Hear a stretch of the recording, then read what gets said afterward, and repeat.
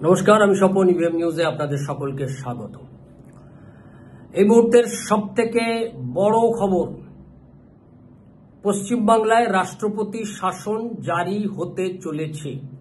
স্বরাষ্ট্র দপ্তর সূত্রে খবর, পশ্চিমবাংলায় রাষ্ট্রপতি শাসন জারি করার একটা রোড ম্যাপ তারা ইতিমধ্যেই তৈরি করে ফেলেছে। পশ্চিমবাংলায় রাষ্ট্রপতি শাসন জারি করার একটা প্রয়োজনীয়তা, গুরুত্ব তারা উপলব্ধি করছেন। তারা বুঝতে পারছেন যে পশ্চিমবাংলায় যেভাবে নৈরাজ্যকে প্রশ্রয় দেওয়া হচ্ছে, নৈরাজ্য তৈরি করা হচ্ছে সরকারি মদতে, প্রশাসনের মদতে, সেখানে দাঁড়িয়ে সাধারণ মানুষ তো দূরের কথা, সরকারি আধিকারিক,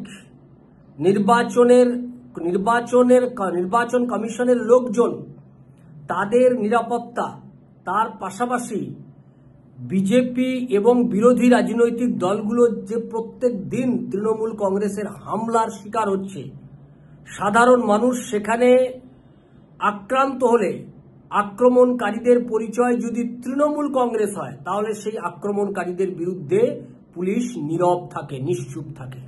এটা একটা খুব সাধারণ ব্যাপার হয়ে গেছে। গোটা পশ্চিমবাংলায় এই মুহূর্তে ধর্ষণ, এটা একটা স্বাভাবিক ব্যাপার হয়ে গেছে। পশ্চিমবাংলার মহিলাদের ধর্ষণ হলে তার তাপ উত্তাপ মমতা ব্যানার্জিকে স্পর্শ করে না। মমতা ব্যানার্জির কোনো অনুভূতি হয় না যে একজন মহিলা ধর্ষণ হয়েছে, একজন চিকিৎসক কন্যা ধর্ষণ হয়েছে, একজন কামদুনির কলেজ ছাত্রী ধর্ষণ হয়েছে, পার্ক স্ট্রিটে একজন ধর্ষণ হয়েছে। এই ঘটনাগুলো মমতা ব্যানার্জিকে স্পর্শ করে না। মমতা ব্যানার্জি সর্বত্রই প্রথম থেকে এই ঘটনাগুলোকে খুব ছোট্ট ঘটনা বলে এসছে, এবং আজকের এই গোটা রাজ্যের পরিস্থিতি এই পর্যায়ে চলে গেছে যে সব ধর্ষকদের পরিচয় তৃণমূল কংগ্রেস, আর ধর্ষকদের বিরুদ্ধে পুলিশ কোনো অ্যাকশন নেয় না।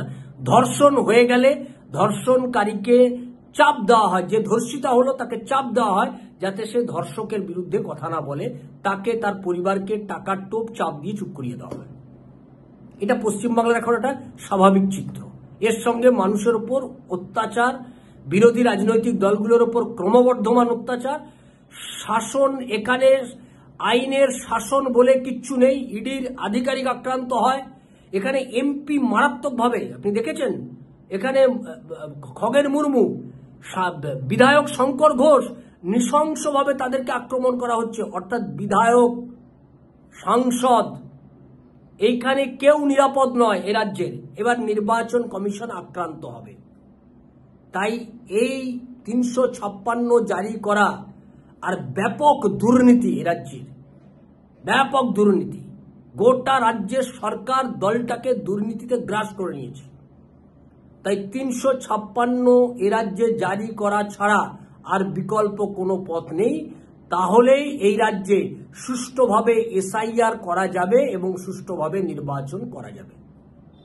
এসআইআর করাকে কেন্দ্র করে খোদ রাজ্যের নেতা, তৃণমূল কংগ্রেস যাদের সরকার রয়েছে, তাদের সেকেন্ড ইন কমান্ড বলে দাবি করেন যে অভিষেক ব্যানার্জি, হুমকি দিচ্ছে নির্বাচন কমিশনারকে, বলছে মাটি খুঁড়ে বের করে নিয়ে আসবো, বলছে বিজেপির লোকদের গাছে বেঁধে রাখুন, আক্রমণ করার উস্কানি দিচ্ছে। খোদ নেতা উস্কানি দিচ্ছে, গোলমাল বাঁধাও, আক্রমণ করো। আক্রান্তকারীরা কোথাও গিয়ে রায় ঠাঁই পাবে না, কারণ আপনি আক্রান্ত হলে আপনাকে বাঁচানোর জন্য তো পুলিশ নেই। পুলিশ তো তৃণমূল কংগ্রেসের দলদাস হয়ে পরিণত হয়েছে। তাই এই রকম পরিস্থিতিতে এসআইআর, আমরা যা জানতে পারছি, এখনো গোয়েন্দা সূত্র যা বলছে যে এই নভেম্বরের প্রথম সপ্তাহে ৩, ৪ তারিখ, ৫ তারিখের পর থেকে গোটা পশ্চিমবাংলা উত্তাল হয়ে উঠবে, এবং পশ্চিমবাংলায় বিশেষ করে মুসলিম অধ্যুষিত এলাকাগুলোতে ভয়ঙ্কর পরিস্থিতি, আইন শৃঙ্খলার অবনতি ঘটবে। আপনারা দেখবেন নির্বাচন কমিশন এসআইআর ঘোষণা করার সময় পশ্চিমবাংলার ক্ষেত্রে বলে দিয়েছে স্পেসিফিক্যালি, এমনি এমনি তো কেউ কথা বলে না, পশ্চিমবাংলার ক্ষেত্রে স্পেসিফিক্যালি বলেছে যে আইন শৃঙ্খলা রাজ্যের বিষয়, কারণ তাদের কাছেও খবর আছে যে গোটা পশ্চিমবাংলার আইন শৃঙ্খলার অবনতি ঘটবে, ভয়ঙ্কর পরিস্থিতি তৈরি হবে। ফলে এসআইআর কে কেন্দ্র করে পশ্চিমবাংলায় যে ভয়াবহ পরিস্থিতি তৈরি করার চেষ্টা হচ্ছে, ষড়যন্ত্র হচ্ছে, পরিকল্পনা হচ্ছে, বিশেষ করে সংখ্যালঘু অধ্যুষিত অঞ্চলগুলোতে, যেখানে বাংলাদেশি রোহিঙ্গা, বাংলাদেশি মুসলমান, তারা সব শেল্টার নিয়ে বসে রয়েছে, সেই এলাকাগুলোতে যাতে সেই এলাকাগুলোতে যাতে এসআইআর না করা যায়, বাংলাদেশি মুসলমান রোহিঙ্গা তৃণমূলের ভোট ব্যাংক যাতে অটুট থাকে, এই জন্য এই এলাকাগুলোতে ঠিকমতো এসআইআর করতে দেওয়া হবে না। ফলে বিকল্প পথ কি? নির্বাচন কমিশনকে বলতে হবে যে বিকল্প নির্বাচন, কেন্দ্রীয় স্বরাষ্ট্র দপ্তরকে বলতে হবে যে এই পরিস্থিতি, আমরা এসআইআর করতে পারছি না, ভোটার তালিকা সংশোধনের কাজ করতে পারছি না, আমাদের করতে দেওয়া হচ্ছে না, আইন শৃঙ্খলার অবনতি ঘটছে, আপনারা হস্তক্ষেপ করুন। কেন্দ্রীয় সরকার হস্তক্ষেপ করবে। আমরা এখনো পর্যন্ত যেটুকু বুঝতে পারছি, নভেম্বরের দ্বিতীয় সপ্তাহের দিকে পরিস্থিতির দিকে কড়া নজর রাখা হবে। হয়তো দ্বিতীয় সপ্তাহ কিংবা তৃতীয় সপ্তাহের শুরুতেই এই রাজ্যের রাষ্ট্রপতি শাসন, নভেম্বরে রাষ্ট্রপতি শাসন 2025-এর নভেম্বরের দ্বিতীয় কিংবা তৃতীয় সপ্তাহের শেষের দিকে কিংবা তৃতীয় সপ্তাহের শুরুতেই রাষ্ট্রপতি শাসন করে দিতে পারে, করে এসআইআর করে পশ্চিমবাংলায় নির্বাচন। নালার কোনো পথ নেই। কারণ মমতা ব্যানার্জি নিজেও চাইছে এসআইআর হওয়া মানে মমতা ব্যানার্জির পরাজয় নিশ্চিত। তার মধ্যে আবার ভুয়ো ভোটার তৈরি করার পিকের উপদেশ, পিকের পরিকল্পনা, আমরা সেটা নিয়ে গতকাল পর্দাফাশ করেছি ইভিএম নিউজ থেকে, যে পিকে কিভাবে তৃণমূল কংগ্রেসকে দিয়ে ভুয়ো ভোটার লিস্ট বানিয়ে সেই ভুয়ো ভোটার লিস্ট দিয়ে ভোট করানোর প্ল্যান করছে। আমরা সেটার পর্দাফাশ করেছি।